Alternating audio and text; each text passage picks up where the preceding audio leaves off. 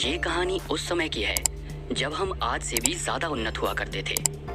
उस समय हमें ये ज्ञान था कि कैसे हम अपनी शारीरिक ऊर्जा का सही इस्तेमाल कर सकते हैं। आज के समय में जो काम हम मशीन्स के द्वारा करते हैं, वही काम हमारे पूर्वज अपने चक्रों की ऊर्जा से कर सकते थे।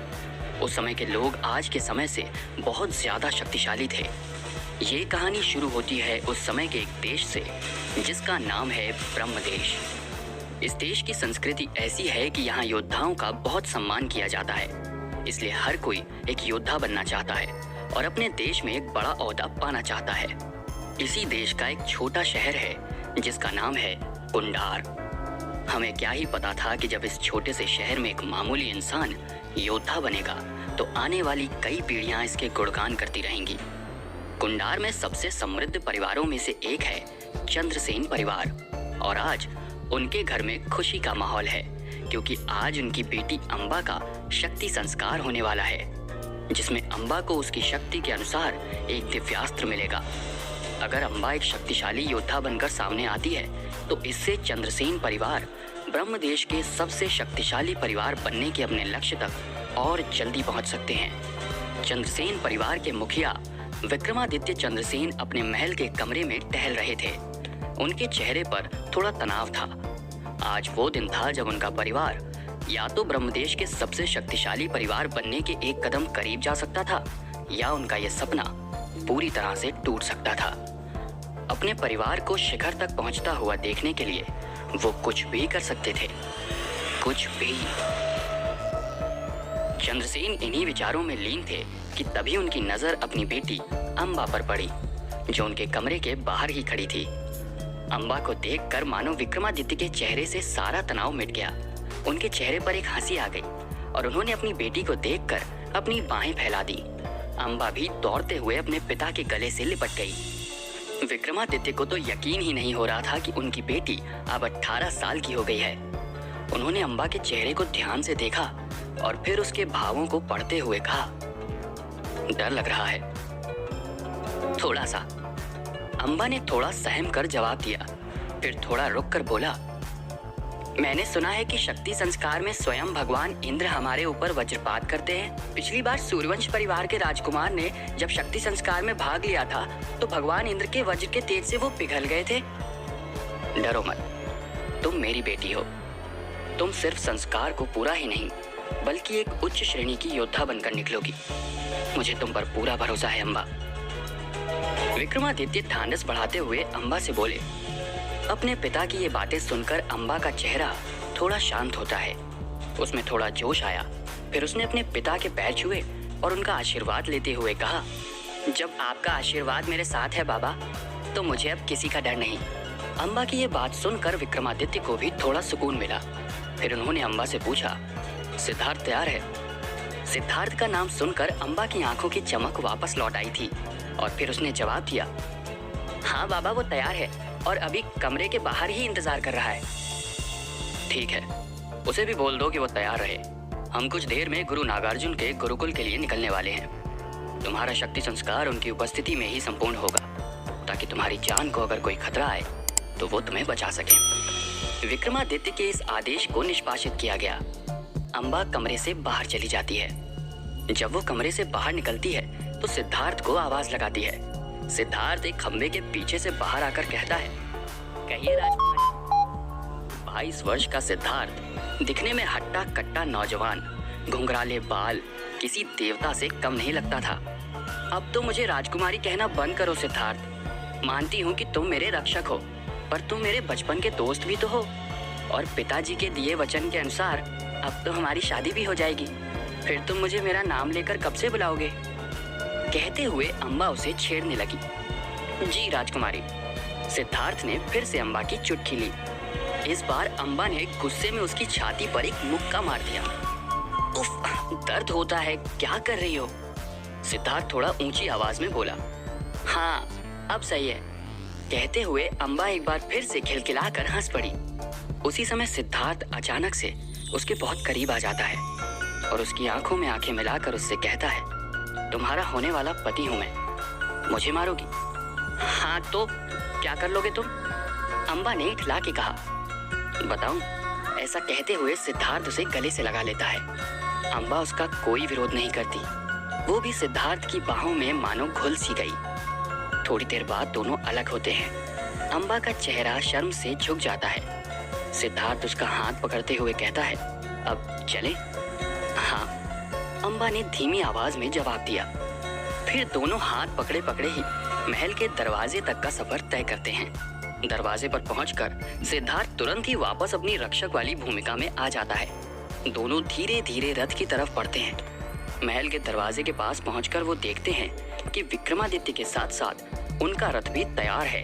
वे दोनों अपने रथ में बैठ जाते हैं और थोड़ी ही देर में विक्रमादित्य चंद्रसेन भी अपने रथ पर आ जाते हैं। फिर सभी लोग गुरु नागार्जुन के मठ की तरफ बढ़ते हैं। तभी विक्रमादित्य अम्बा के पास जाकर कहते हैं, अम्बा, शक्ति संस्कार शुरू होने में अभी समय है। तब तक तुम महाकक्ष में जाकर अपनी ध्यान मुद्रा की तैयारी करो। मुझे गुरुजी से कुछ महत्वपूर्ण बातें करनी है। फिर मैं उनके साथ महाकक्ष में आऊंगा। जी बाबा, कहते हुए अम्बा सिद्धार्थ के साथ महाकक्ष में चली जाती है। विक्रमादित्य गुरु नागार्जुन के कुटिया में गए तो उन्हें ध्यान मुद्रा में देखकर उनके पैरों पर अपना मस्तक झुकाते हुए कहा, प्रणाम गुरुदेव। आंख खोलते ही गुरु नागार्जुन के शांत चित्त पर मुस्कान तैर गई, मानो वो विक्रमादित्य की ही प्रतीक्षा कर रहे हो। गुरु नागार्जुन का आशीर्वाद पाते ही विक्रमादित्य ने कहा, गुरुदेव, आपको तो ज्ञात ही होगा कि आज मेरी अम्बा का शक्ति संस्कार है। क्या वो एक महान योद्धा बनेगी? क्या वो हमारे कुल का नाम रोशन करेगी? गुरु नागार्जुन ने उसे समझाते हुए कहा, वत्स, तुम्हारी पुत्री में एक महान योद्धा बनने के सारे गुण हैं, परंतु ये बताओ कि उसने कितने चक्रों को सक्रिय किया है। उन्होंने अपनी बात एक प्रश्न के साथ खत्म की। 4 चक्रों को गुरुदेव। विक्रमादित्य बड़े गर्व से बोला। गुरुदेव के चेहरे पर फिर से मुस्कान तैर गई। अरे वाह, केवल 18 सालों में उसने 4 चक्रों को सक्रिय कर लिया है। फिर तो वो बिना किसी कठिनाई के 4थे श्रेणी की योद्धा बन सकती है। गुरुदेव की बात सुनकर विक्रमादित्य का चेहरा थोड़ा कठोर हो गया। उसने कहा, परंतु गुरुदेव, मैं चाहता हूँ कि वो 5वीं श्रेणी की योद्धा बने। गुरुदेव के चेहरे की मुस्कान गायब हो गई और उसका स्थान क्रोध ने ले लिया। असंभव! क्या तुम्हें अंदाजा भी है कि तुम क्या बोल रहे हो? गुरुदेव, इसीलिए तो मैंने शक्ति संस्कार आपके समक्ष कराने की सोची है, वो भी महाकक्ष में। आपसे क्या ही छुपा है गुरुदेव, आप जानते हैं कि उस महाकक्ष में कितने महान योद्धाओं ने अपनी सिद्धियां प्राप्त की हैं, जिससे वो कक्ष बहुत पवित्र है। क्या अगर हम उस महाकक्ष में अम्बा का शक्ति संस्कार कराएं तो क्या ये संभव नहीं है गुरुदेव? विक्रमादित्य की बात सुनकर गुरुदेव सोच में पड़ गए। मेरी बात ध्यान से सुनो विक्रमादित्य। हमारे अंदर की ऊर्जा 7 चक्रों में बनती है। जो योद्धा अपने जितने चक्रों को सक्रिय करेगा वो उस श्रेणी का योद्धा बन जाएगा। अम्बा ने 4 को सक्रिय किया है तो वो 4थे श्रेणी की योद्धा बनने के ही काबिल है। उसे 5वीं श्रेणी का योद्धा बनाने के लिए उसका 5वां चक्र सक्रिय करवाना पड़ेगा। और तुम ये भूल रहे हो कि वो ऊर्जा 108 उपचक्रों में इकट्ठा होती है। अगर तुम्हारे उपचक्रों में इतनी क्षमता ही नहीं है कि वो और ऊर्जा को अपने अंदर समा सके, तो ऐसी स्थिति में अगला चक्र सक्रिय करना जानलेवा हो सकता है। पर गुरुदेव, कोई तो तरीका होगा, शायद तुम्हारी बेटी को बचा सकता है। पर इतना ध्यान रखना, अगर इस शक्ति संस्कार के बाद वो जीवित बच भी जाती है तो वो अम्बा पुरानी अम्बा जैसी नहीं रहेगी। ऐसे समझ लो कि उसका पुनर्जन्म हो जाएगा और वो पूरी तरह से बदल जाएगी। क्या तुम अपनी शक्ति की भूख के लिए उसका बलिदान दे दोगे? गुरुदेव गंभीर होकर बोले। गुरुदेव की बात सुनकर विक्रमादित्य दृढ़ होकर बोला, हाँ, जब आप मेरी बेटी की रक्षा कर रहे हैं तो कैसा खतरा गुरुदेव? विक्रमादित्य ने हाथ जोड़ते हुए कहा। उसके चेहरे पर एक मुस्कान थी। उसे अपने परिवार का उज्जवल भविष्य दिख रहा था। वो अपने परिवार को बहुत शक्तिशाली होते हुए देखना चाहता था और उसके इस सपने को पूरा करने में अम्बा एक बहुत बड़ा किरदार निभाने वाली थी। सभी लोग महाकक्ष में आ चुके थे। महाकक्ष के बीचों बीच लकड़ी की एक बड़ी सी मेज थी जिस पर अम्बा ध्यान की मुद्रा में बैठी हुई थी। उसके ठीक पीछे सिद्धार्थ खड़ा था और अम्बा के रक्षक होने की जिम्मेदारी निभा रहा था और उसके परिवार के सारे सदस्य अम्बा को घेरे हुए थे। विक्रमादित्य गुरु नागार्जुन के साथ महाकक्ष में आए और वहां मौजूद सभी लोगों ने उन्हें प्रणाम किया। विक्रमादित्य वहीं भीड़ के बीच रुक गए और गुरुजी अम्बा के पास जाकर कुछ मंत्र पढ़ने लगे। तभी आसमान में जोर जोर से बादल कड़कने की आवाजें आने लगी। इन आवाजों से ध्यान में लीन अम्बा थोड़ी सहम गई, पर अपने आप को थोड़ा शांत करके दोबारा ध्यान में लीन हो गई। कुछ समय बाद बहुत जोर की बिजली कड़की और छत को चीरती हुई सीधा अम्बा के ऊपर गिरी। इससे कमरे में मौजूद सभी लोग खुश हो जाते हैं। सभी को लगता है कि शक्ति संस्कार पूरा हुआ, लेकिन यह सिलसिला नहीं रुकता। थोड़े थोड़े देर पर अलग अलग रंग की बिजली अम्बा के ऊपर गिरने लगती है, कभी लाल, कभी बैंगनी, कभी नारंगी। ऐसा करते करते अम्बा को बहुत से बिजली के झटके लगने लगते हैं। गुरुदेव के मंत्र पाठ खत्म होने पर भी ये बिजली गिरना बंद नहीं होती। इस सबसे विक्रमादित्य चंद्रसेन बहुत डर गए और गुरुजी के पास जाकर बोले, गुरुजी, ये क्या हो रहा है? अम्बा पर इतना वज्रपात क्यों हो रहा है? क्या ईश्वर हमसे क्रुद्ध हैं? गुरुजी गुस्से में बोले, ये तुम्हारी ही वजह से हो रहा है। मैंने तुम्हें पहले ही कहा था कि ये चौथे श्रेणी की योद्धा ही बन सकती है, पर तुम्हारी जिद के कारण मैंने इसे 5वें श्रेणी की योद्धा बनाने का मंत्र पढ़ा। अब इसके अंदर इतनी ऊर्जा बची ही नहीं है कि ये अपने 5वें चक्र को सक्रिय कर सके, और जब तक उसका 5वां चक्र सक्रिय नहीं होता, ये बिजली इसके ऊपर ऐसे ही गिरती रहेगी, और अगर ये जल्दी नहीं रुका तो तुम्हारी बेटी की जान चली जाएगी। ये सुनकर विक्रमादित्य चंद्रसेन कांपने लगे। आपके पास कुछ तो उपाय होगा। विक्रमादित्य ने गुरुजी से विनती की। हाँ है। क्या? किसी को अपने उपचक्रों की ऊर्जा अम्बा को सौंपनी होगी ताकि उसका 5वां चक्र सक्रिय हो जाए, तभी ये शक्ति संस्कार पूरा होगा। गुरुजी ने उपाय बताया। ये सुनकर विक्रमादित्य चौंक गया। उसे पता था कि उपचक्रों की ऊर्जा कोई भी किसी और को सौंपने के लिए तैयार नहीं होगा, क्योंकि ऐसा करने से उस इंसान की मौत भी हो सकती थी।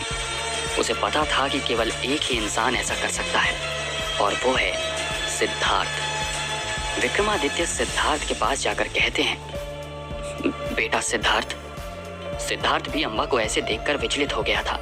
उसके चेहरे पर चिंता की रेखाएं साफ दिख रही थी। विक्रमादित्य को अपने सामने देखकर वो कहता है, महाराज, ये अम्बा को क्या हो रहा है? देवराज इंद्र अपना वज्रपात रोक क्यों नहीं रहे हैं? क्या वो हमसे नाराज हैं?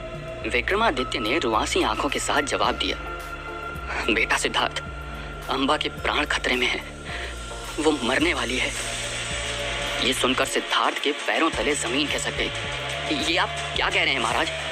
क्या अम्बा को बचाने का कोई तरीका नहीं? उसने पूछा। हाँ सिद्धार्थ, एक तरीका है। तो वो क्या है महाराज? उससे पहले मुझे ये बताओ कि क्या तुम अम्बा से सच्चा प्रेम करते हो? क्योंकि मैं जो तुमसे आज मांगने जा रहा हूँ वो लोगों को अपने प्राणों से भी अधिक प्रिय होता है। हाँ महाराज, अपने स्वर्गीय माता पिता के बाद मैंने अम्बा से ही सबसे अधिक प्रेम किया है, और उसके लिए मेरा पूरा जीवन समर्पित है। आप जो कहेंगे मैं करने के लिए तैयार हूँ। ऐसा कहते हुए सिद्धार्थ विक्रमादित्य के सामने नतमस्तक हो गया। तुम्हें अपने उपचक्रों की ऊर्जा अम्बा को सौंपनी होगी सिद्धार्थ। ये सुनकर सिद्धार्थ चौंक गया।